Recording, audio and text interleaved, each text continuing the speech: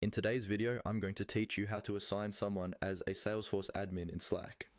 By the end of this walkthrough, you'll know exactly where to click, what to look out for, and how to confidently give someone admin level access using Slack's interface. Let's start from the beginning. You'll want to make sure you're logged into Slack with an account that already has the right permissions to manage Salesforce roles.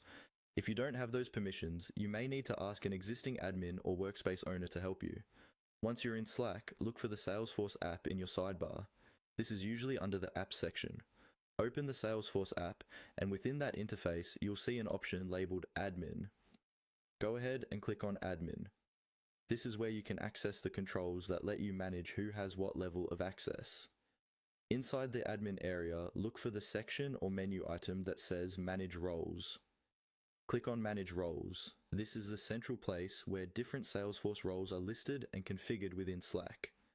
Here, you'll see a set of roles that define what users can and cannot do, including admin level roles.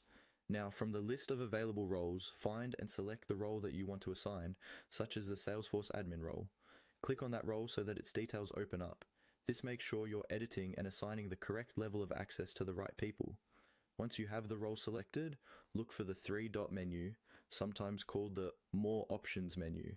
It's typically located near the role name or on the right-hand side. Click on the three dots to expand the options available for that role. From the menu that appears, choose the option that says Assign People. Click on Assign People. This will open a new window or panel where you can add specific users to that role. Now, simply follow the on-screen prompts. Usually, this involves searching for the person's name in Slack, selecting the correct user, and confirming your choice. Carefully review who you're assigning, since admin access comes with powerful permissions. Once you've confirmed everything according to the prompts, the user will be successfully assigned as a Salesforce admin in Slack. And that's it. You've learned how to navigate to the admin area, manage roles, select the right role, and assign someone as a Salesforce admin by following the guided steps on screen.